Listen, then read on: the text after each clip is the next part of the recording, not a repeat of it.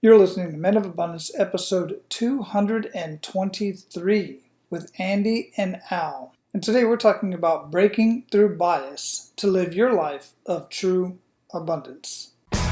Welcome to Men of Abundance, the podcast for those looking to level up their lives by hanging out with some of the greatest leaders and established professionals in our community, living a life of integrity, honor, and the abundance mentality. Prepare to pay it forward with your host, former Army medic turned lifestyle entrepreneur, Wally Carmichael.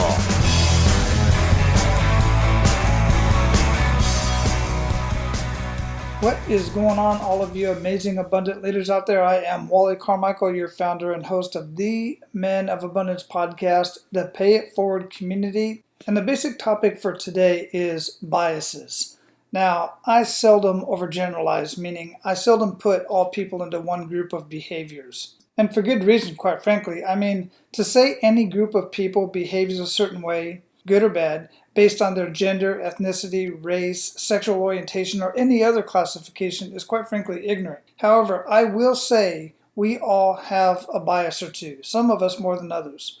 Rather, our bias is towards skin color, body composition, a person's vocation, or even rather if they drive a car or ride a motorcycle. You have a bias about a certain group of people and their behaviors. The specific bias we're talking about today, though, is specifically focused on gender bias and rights in the workforce.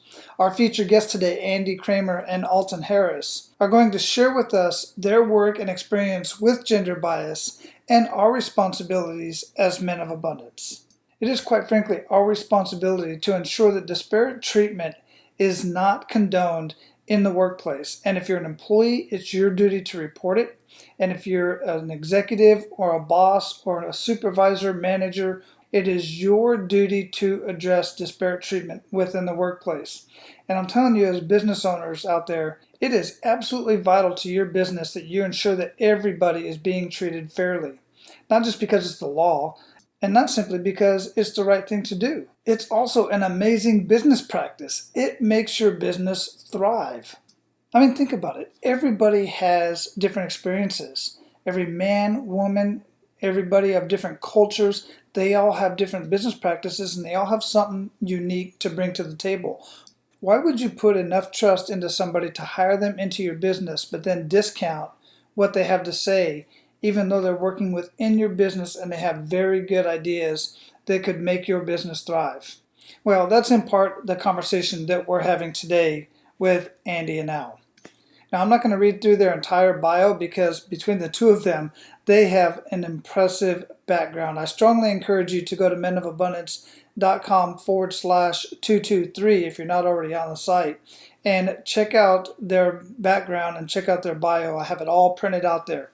But in short, Andrea S. Kramer is a partner in an international law firm where she is a founding member of the firm's diversity committee and gender diversity subcommittee. Andie is co-author with her husband, Alton B. Harris, of the book Breaking Through Bias, Communication Techniques for Women to Succeed in Work. She is also the co-author of over 150 articles and blog posts on promoting diversity and overcoming gender stereotypes and bias. Al B. Harris was a founding partner of the law firm Ungaretti and Harris, I hope I pronounced that right, which is now part of Nixon Peabody LLP, where Al is a partner. At Ungaretti and Harris, Al served for many years as a managing partner and then as a member of its executive and compensation committees.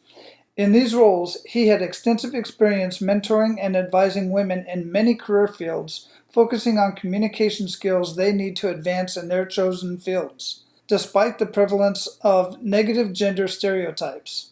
Al speaks to women about what male colleagues expect from future leaders, offering creative ideas and useful techniques to be seen as talented leaders. Men of Abundance, it is my pleasure to introduce you to Andie and Al. Andie and Al, welcome to Men of Abundance. I'm so excited that you're here. How you doing?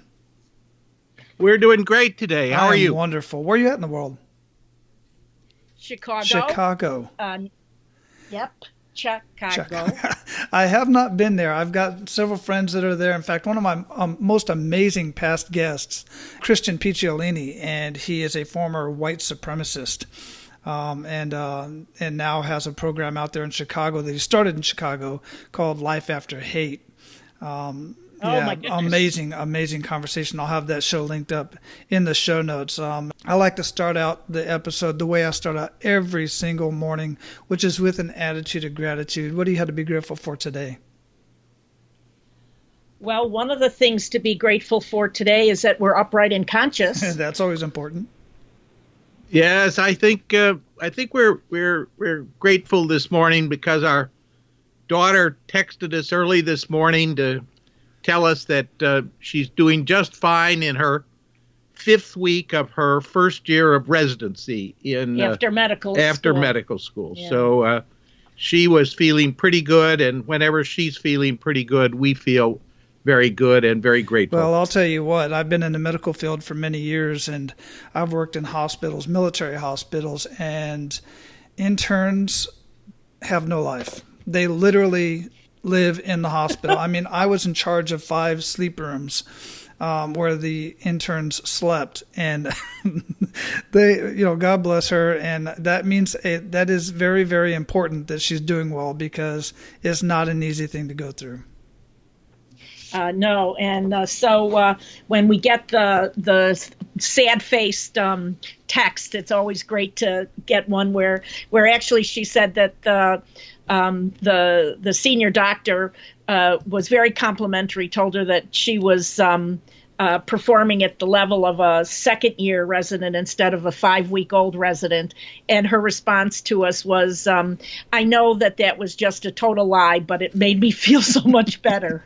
Take every compliment you can, because them head doctors, them guys in charge, they have no room to give compliments just on the whim. They mean what they say. Well, we'll tell her that. That makes it an even more grateful Absolutely. day. So how would you to describe yourself? Well, we're both lawyers, and that's sort of I refer to that as my vocation, but my avocation is really trying to move the needle and change the world for working women so that they get a fair shake. Well, I've been a lawyer now for over 50 years, which will give you some idea of my age. And his wisdom. I think that I would describe myself as a lawyer who's discovered a new vocation relatively late in his life, and that is writing, talking, and trying to figure out how to make the world better for both men and women in their relationships with one another. Excellent. I absolutely love that. I really love that, because you said both men and women. I've had conversations with many guys over the years, and obviously, throughout Men of Abundance, and there's a whole background as to why I called it Men of Abundance and why I specifically coach with men. But I always say, guys, we have so much to learn from women, and we have a lot to learn from each other. So what kind of got you into the line of work that you two are doing? It's extremely important, and we could not possibly cover the conversation that I want to have in this episode, in this conversation, in the short time that we have. But briefly explain to us what kind of got you into what you're doing now and what really drives you. Well, for me, I was served for a number of years on my law firm's management committee and compensation committee. And when I joined the compensation committee, what I saw immediately was that the self-evaluations that were written by men were self-evaluations about how great they were, how they were single-handedly solved the problems of the world, had climbed to the top of the Empire State Building, circled around and figured out how to rescue the most damsels in distress on the way down, and oh, by the way, saved the client $500 million. And the woman who had come up with the legal theory that saved the client that $500 million would write her self-evaluation along the lines of, I was on the ABC team, and I worked with so-and-so and so-and-so and so-and-so, and we saved the client $500 million. And so who do you think was making more money? It was not the woman. And so that started me with self-evaluation do's and don'ts, which my firm originally offered to the women lawyers, and then we opened it up to everybody the second year.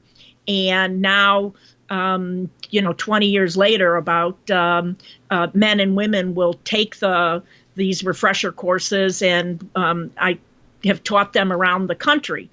And so that was sort of the starting point of seeing that we don't have a level playing field, and it is something that both men and women can benefit from.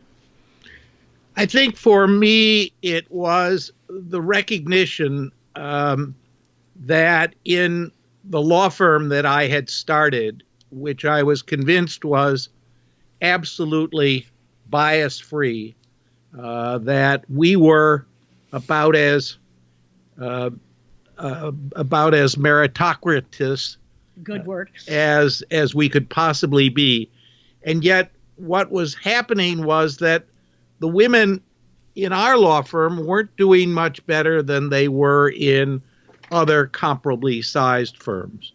And that was a wake-up call for me, that there was something else going on, that thinking you were unbiased, thinking that you were pure of heart was not enough, that in fact there were unconscious, implicit motivations, expectations, biases that were in fact working against women, and that I needed to find out how they operated, what they were doing that was making it so much more difficult for women to succeed than the men.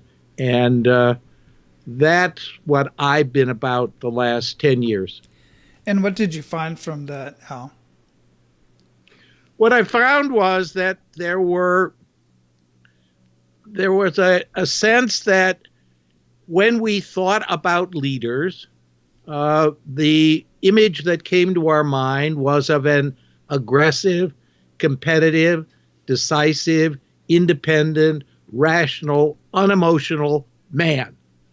That when we thought about women, we thought about them as sweet and kind and nice and modest and pleasant and people we wanted to be around, but would rather have on our library committee than on our compensation or management committee. That what we found was that when we picked the lead lawyer, first chair in a litigation matter, or the lead negotiator in a M&A, we immediately, reflexively, automatically went for the man rather than the woman, that we didn't do it maliciously, but we did it unconsciously. And what I found was we needed to have procedures, techniques, tricks to stop us from acting on those unconscious biases.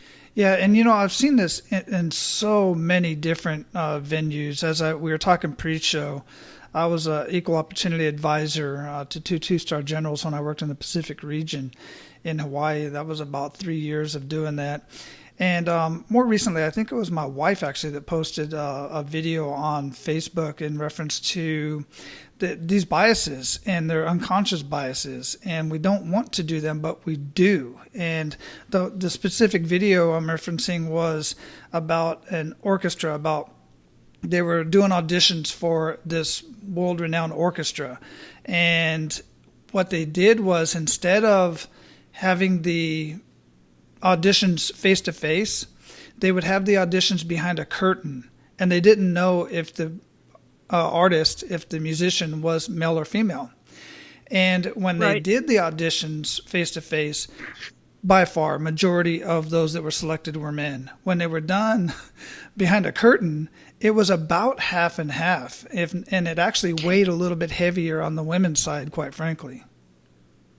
Right. In fact, the blind audition concept, it started because there was a music critic who said that women were not suitable for the symphony, and that he could identify a musician as a male or female without seeing who they were. And that's what started the blind auditions, where now we have 50-50 pretty much in the symphonies. But one other thing that happened is that the women would take their shoes off and when they walked over to their instruments, so that the judges couldn't get a sense of who it might be if they could hear their shoes as sounding differently from a man's shoes. Wow, yeah, absolutely. And thanks for clearing that up and actually filling in the gaps, because I just vaguely remember that. But that's extremely important to understand. It would be nice if so many other selections could be that way, but it's just not entirely possible in many cases. So, I want to kind of get into some of your kick in the gut moments in rather personal life or in this industry that kind of may have driven you, because I find a lot of kick in the gut moments do drive people to what they currently do in contributing to humanity, if you will, because I find a lot of them really do go that far. So if you would, share a kick in the gut moment with us and really make us feel that. Well, one of the key things that we find is we've written a book together, Breaking Through Bias, Communication Techniques for Women to Succeed at Work. And it's really about tricks that women can use in gender-biased workplaces to overcome the stereotypes and the biases that they confront. And one of the sort of kick-in-the-gut moments for me was, as a fairly young lawyer, I was invited to speak on a live TV news program about a legal topic. And I was told I'd have 5 minutes with the news reporter beforehand to, get familiar and talk about what we're going to talk about. And the topic was going to be about X. I show up at the studio, and when I get motioned into the chair to sit next to the news guy, the producer screams 4. And I said minutes, and the guy said seconds. And he'd said it right before that, he'd said, we're going to talk about Y, not X. And I'm like, well, I was invited to talk about X, and I'm not here to talk about Y. And that's when we got the 4. And what happened for me was I remembered a recurring sort of stress dream that I'd had as a child, where I went to 3rd grade and I took off my winter coat and I had left my Brownie uniform at home so that I was naked. And the first thing I thought when he told me that it was 3 seconds instead of 3 minutes was, did I put my suit on in the morning? And I looked down to see if I had my clothes on, and that struck me as so funny that when I looked up, I had a big smile on my face. And I don't have a clue what we talked about, but everybody said I did great. And the kick in the gut moment for me was that what I figured is that in a really tough situation, you have different ways of dealing with it. And one way to deal with it is to try to have a coping sense of humor and to understand that you need to expect the unexpected. Mine was, I think, very different. When I was a young lawyer, I'd probably been out of law school 2 or 3 years. I was with a very prestigious law firm here in Chicago, and I thought I was the cat's meow. I was really hot stuff. And the senior partner took me out to lunch one day and said, how do you think you're doing? And I said, well, I think I'm doing great. And he looked at me and he said, well, I think you're doing terribly. You're not showing up on Saturdays after you ask secretaries to come in to work for you. You're late to work a couple of days a week, and you're not getting your projects in when they're due.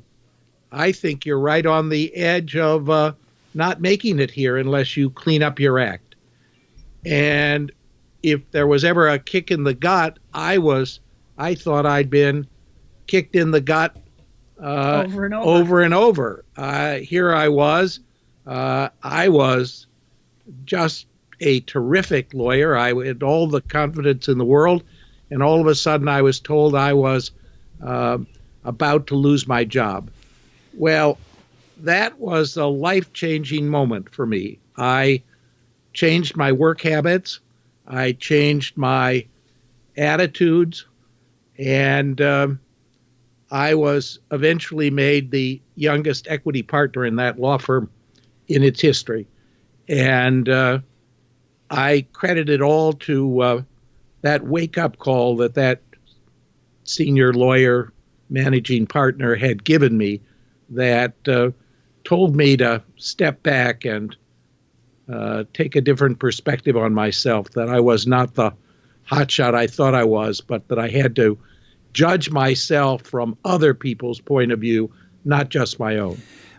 Sometimes we have these conversations, and I always, I learned from Les Brown and just from my own experiences, don't let other people's opinions of you, dictate who you are and how good you are. But at times, like in a case like that, when a senior executive is bold enough to sit down with you and tell you that you're not doing as well as you think you are, that's very valuable information.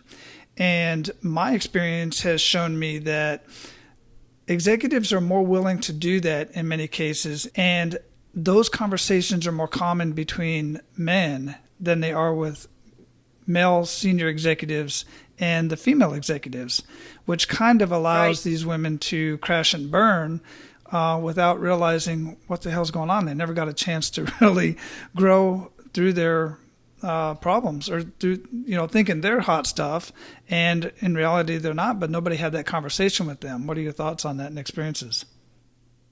Well, you've got it absolutely right, because it's an uncomfortable conversation, and men are comfortable having those sorts of conversations with other men.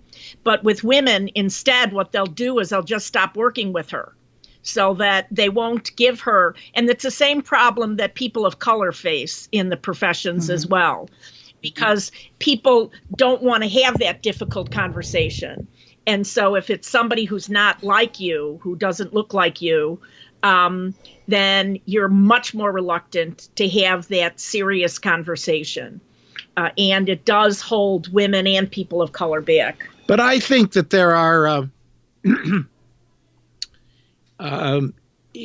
dynamics at work that force that to happen.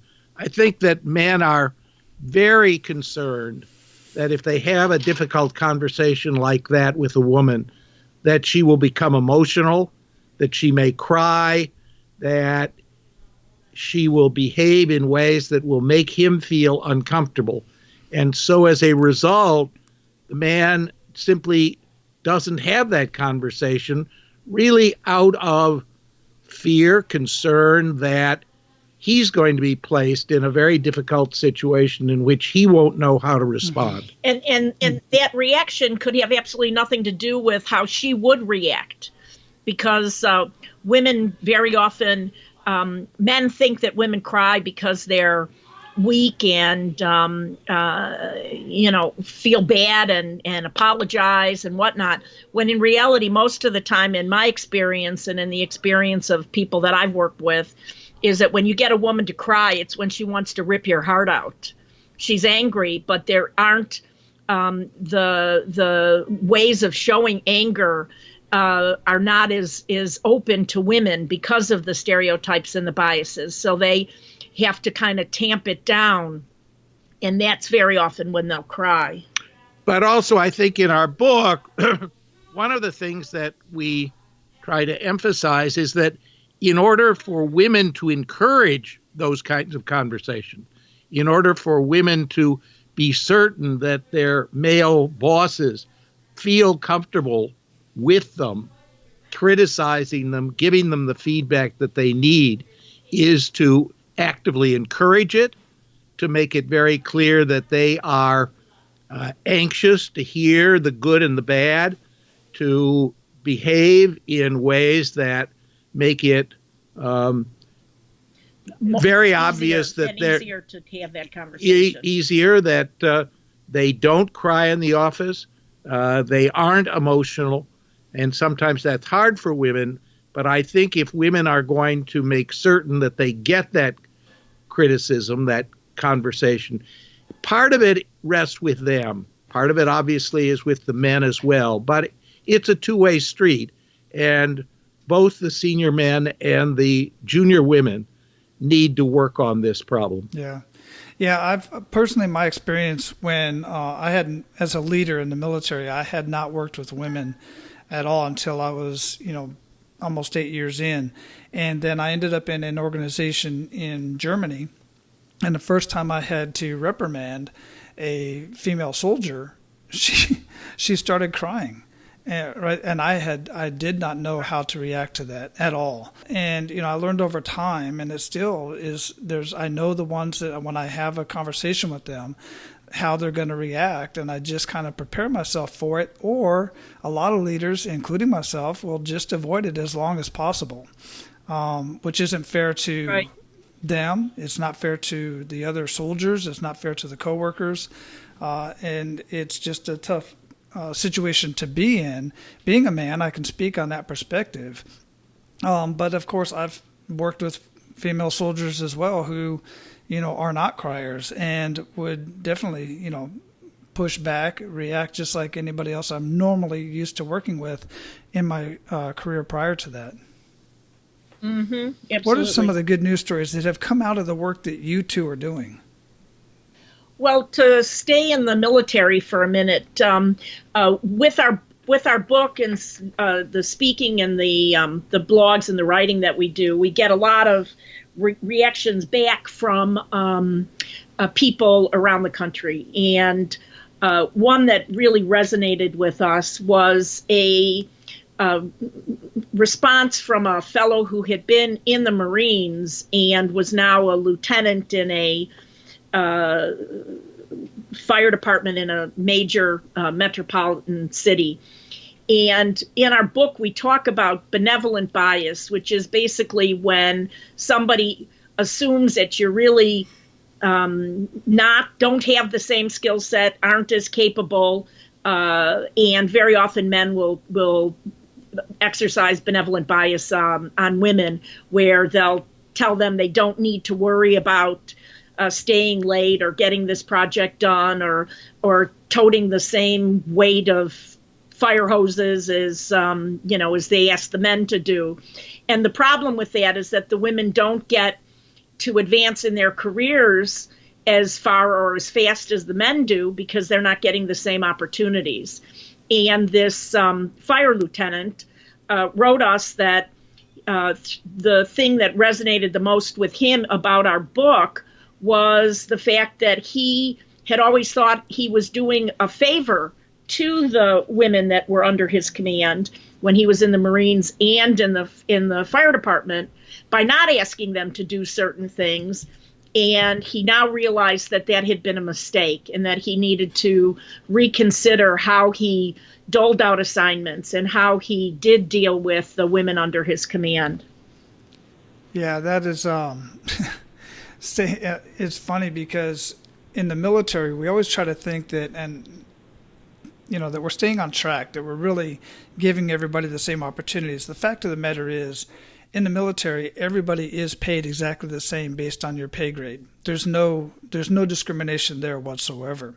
Where the discrimination comes in my experience, is when very similar to that, is both, like you said, gender as well as minorities, or anybody that you just generally don't like because of where they're from, whatever the case may be, is you give other people various opportunities that you don't the rest of the folks. And it's what I refer to as a sophisticated bigot, in that you can show that, look, I'm affording the same opportunity to everybody to go to the same courses, the same schools, military and civilian. But I'm doing it a little bit different if you dig in a little bit deeper, because you'll see that what's really happening is, while I'm affording you the time to do it, I'm putting you on additional duties, or I'm setting this one up and saying, hey, you need to go take this course.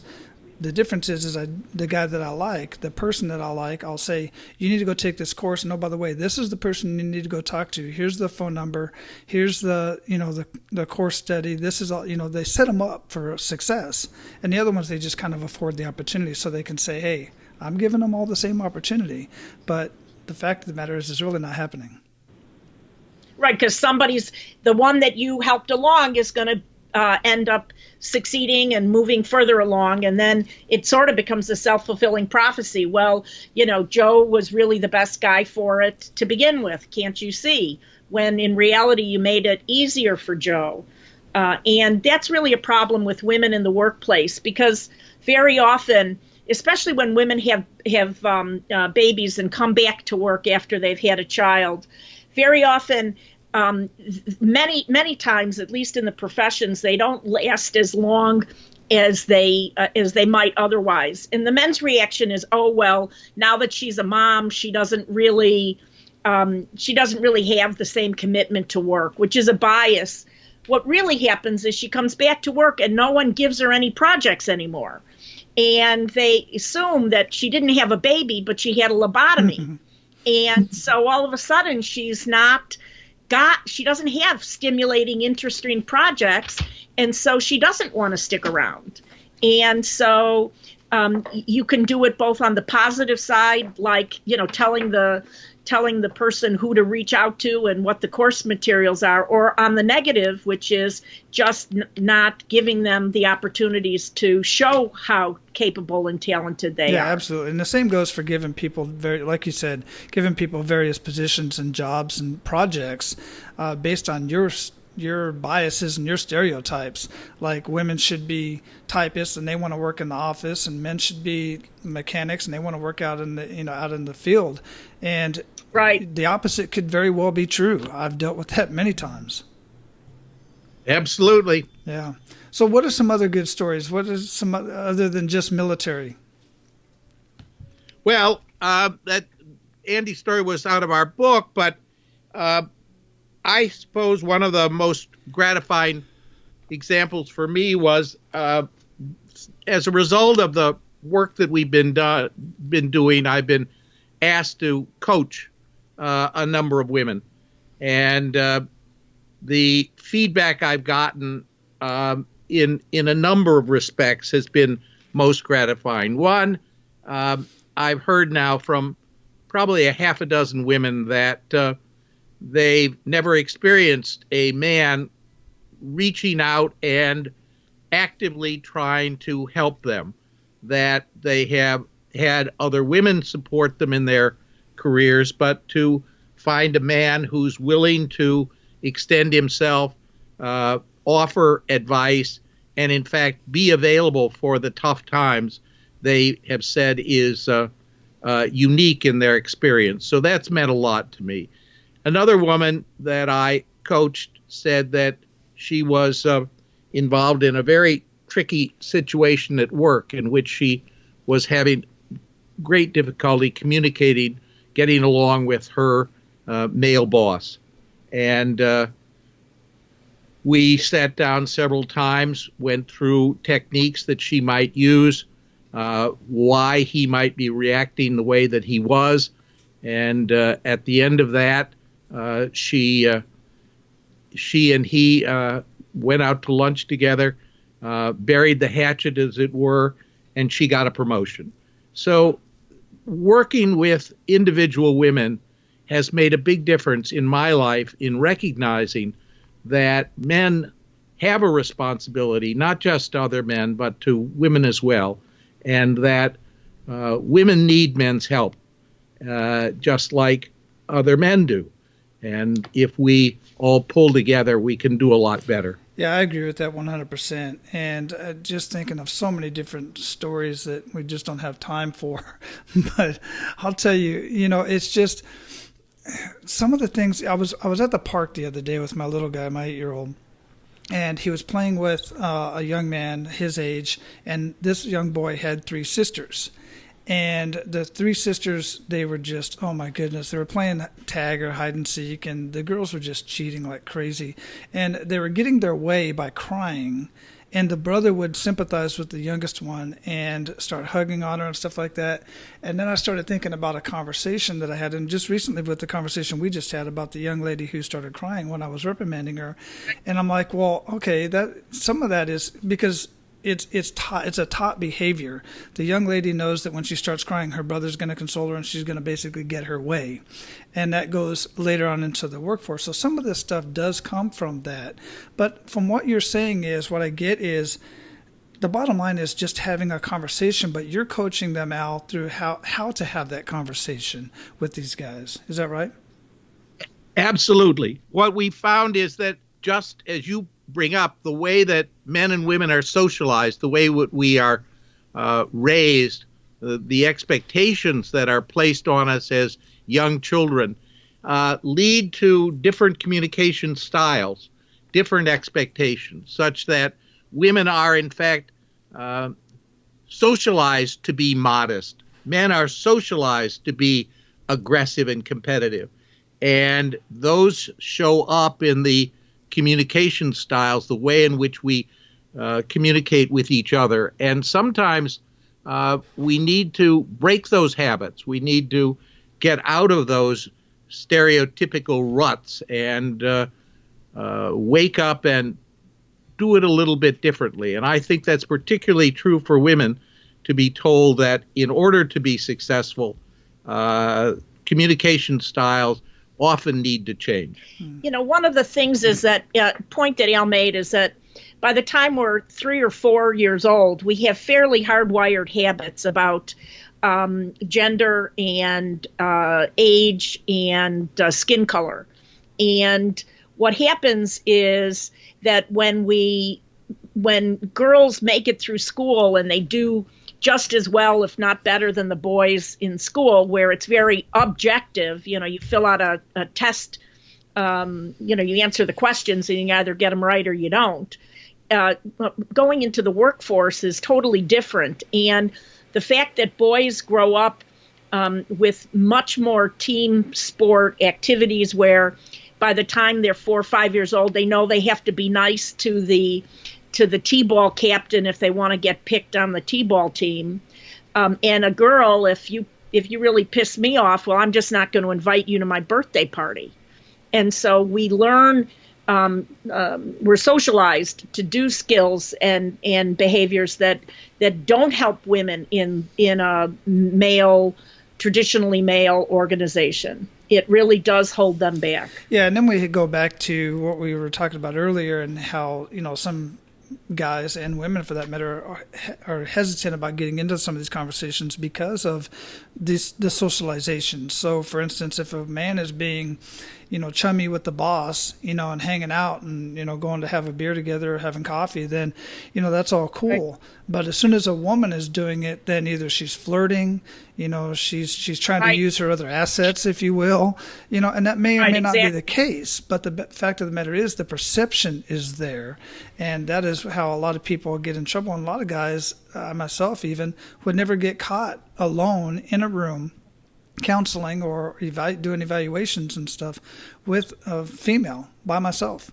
Now, I did that as an EOA, as an equal opportunity advisor, because there was some privacy there, but it was a different situation. Well, I think you put your finger on a problem right at the moment that we're seeing, and that is that because of the Me Too movement in particular, many men are far more reluctant to be involved with mentoring, coaching, sponsoring women on a one-on-one basis. They really just think there's nothing in it for them and only accept a possible risk of being viewed as behaving inappropriately. And I think it's something that we need to find ways to combat because, as I said before, women need men's coaching. Women need the senior people in organizations to care about them, and the senior people in organizations, by and large, are men. Yeah, and I don't know that men necessarily. Well, I do. Men need women's coaching as well, especially in the workplace when you're working with other women, and there's just the communication just needs to be more broadly open, and it's not an easy egg to crack. It is not. Men and women don't like to talk to each other about gender, about things having to do with harassment, about a lot of sensitive subjects. Both sides are reluctant to enter into those conversations. You were going to add to that, Andie? One of the things that can be done about that is that if organizations put in place policies and procedures about how one would go about mentoring and sponsoring, so that it is part of the job, and then it's not viewed as a side, a frolic and a detour, basically. I've seen that happen. The military, the Army specifically, just completely revamped their whole evaluation process. And a lot of that was taken into consideration during that. And it helps from a policy standpoint, but we still have this whole social norm right. And this whole social, hesitation and stuff like that that's still there. It just all really comes down to good communication, and it's a it's a long road that we're on. So let's move on. I would like to, at this point, kind of pay it forward to our abundant leaders. And what I'd like to do here is really just stay on topic in reference to how do we have these conversations and how do we improve the workplace for everybody across the board. One thing I would suggest is that there's an interesting comment, which is that if you're powerful, listen more, and if you don't have the power, be sure that you speak more. So that part of having a conversation is actually being willing to have a conversation. And so that's really step one. I think the next step is information is powerful, and understanding about stereotypes and biases. We know we're not going to be able to just point a finger at somebody and say, don't be biased anymore. And they say, okay, yes, I figured it out, I won't be. What we need to do, though, is we need to present them with enough information that they can learn for themselves what it is that they might be able to work on to improve. I think another thing, Don, is that organizations and conversations within them are not going to really change until the senior leaders in those organizations make a concerted effort to make certain that the organizations are ready for it. We have far too many organizations that simply are not paying attention to the importance of intergender communication, women's improvement, men and women's ability to work together.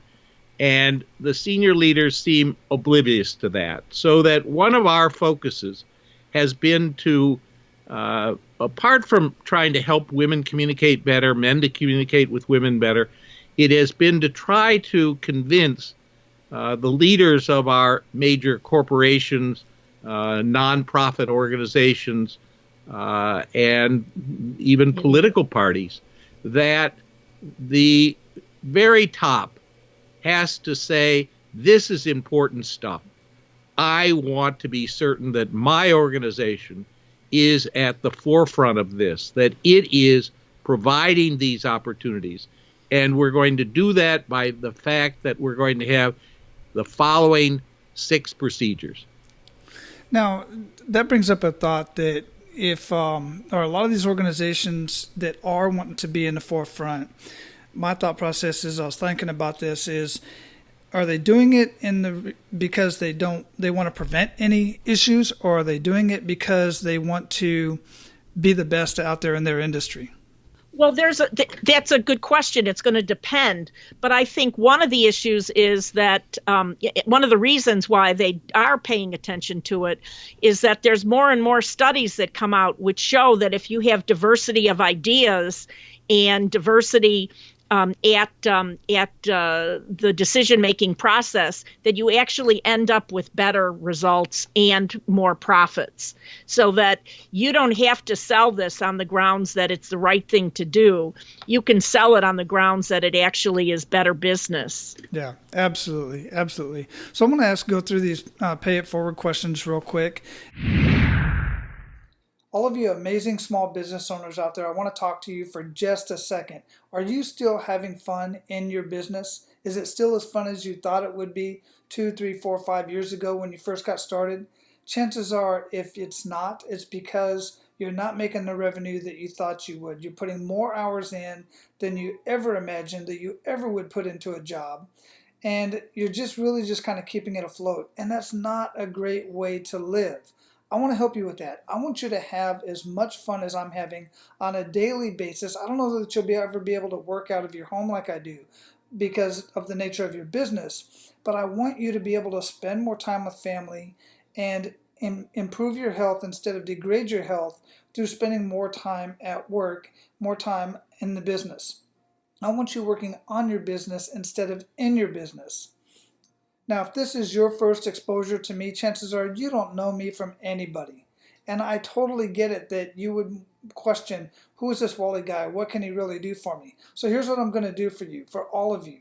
I'm going to offer you 30 days free into 2 of my programs, my DIY program and my group mastermind program.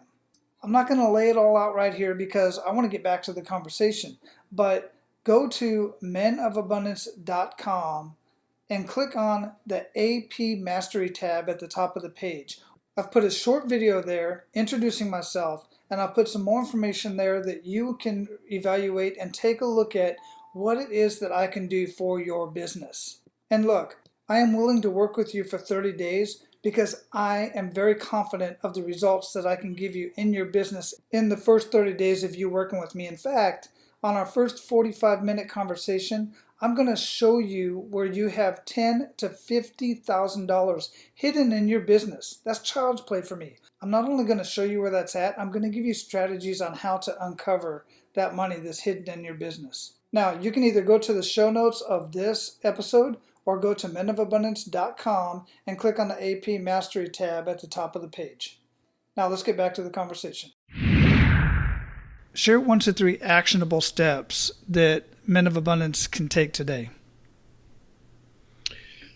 I would say the first step they can take is that when we think fast, that is, when we think reflexively, automatically, instinctively, we allow our subjective biases to come through, so that when we're making career-affecting decisions that really will impact other people's future performance, future advancement, we need to do slow thinking. This is an idea that Daniel Kahneman, the psychologist that won the Nobel Prize in economics, has advanced. And what he points out is that when we find ways to think slowly, we take out of our thought processes those instinctive, implicit biases. And there are lots of ways we can think more slowly. We can make certain that we think in diverse groups, which make us explain the reasons that we're reaching decisions. We can try to make decisions in a comparative way so that we're not evaluating people in a vacuum. We can make certain that the evaluations that we use are based on objective criteria as opposed to subjective feel good, she fits in, he doesn't fit in kind of sense. So the first thing I would say that we need to do is think slow in important situations. I think that probably counts for all 3 of the pay it forwards, but to add one more is to go back to what you said, Wally, about the orchestras selecting their performers behind a screen so that they couldn't see who was the performer. In real life, it's not like you can put up a screen to evaluate people, but there are techniques, especially in getting job interviews, where if the gender or the race of the other person is basically removed from their resumes for consideration, miraculously, there's going to be a more diverse group that's going to be invited in for interviews. Yeah, absolutely, for sure. There's no doubt about that. I would agree with that. So what daily habits would make up the biggest impact in your life? Well, for me, I try to stay very focused, and I try to see something humorous out of things that are often anything but humorous, just not to make a joke out of it, but just to be resilient. I think the biggest habit for me that that keeps me going is that I've made a pledge to myself that I will write at least 10 pages every day of the new material. We're working on a new book at the moment, and I get up every day saying, I've got 10 pages that I've got to get down, not just words, but coherent, thoughtful, insightful words. And I can't leave my desk until I do that. There are so many benefits to doing that. It's just amazing. Other than your book, we're definitely going to have your book linked up in the show notes, Breaking Through Biases, Communication Techniques for Women to Succeed at Work. What else would you recommend that our abundant leaders read or listen to, and why? Well, they should go to our blog, our website, which is www.andie, ANDIE, and ANDLAL, and we have .com, and we have blogs there, but we also have an assessment, a 10 question, how would you handle a potentially gender biased situation? And it's written from the standpoint of a woman. So when a man of abundance would go and answer these questions, he would do it as if he put himself in the shoes of a woman who was confronting this. And what we found is that the men who have taken this assessment have responded with the most, eye-opening, gee, I had never thought of the world from this way. And so that's a shortcut way of seeing where you're at and where you might want to work on it. And the answers and your score basically comes back to you almost automatically, and it's anonymous, and it doesn't get posted anyplace. Yeah, that's very cool. I'll definitely check that out, and I'll have that linked up in the show notes as well. What do you feel holds most people back from living a life of true abundance? Fear. Mm-hmm. They're afraid to fail. Perfection. People hold themselves back because they don't want to make a mistake. I think that stereotypes hold people back.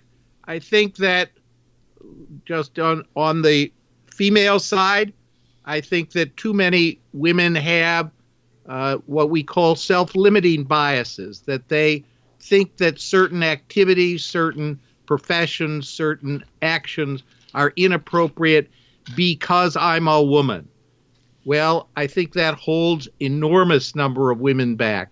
On the men's side, I think that men say, I should be a particular way. I have to be strong. I can't show any emotions. I cannot let my feelings out. I can't help other people because it will make me look weak.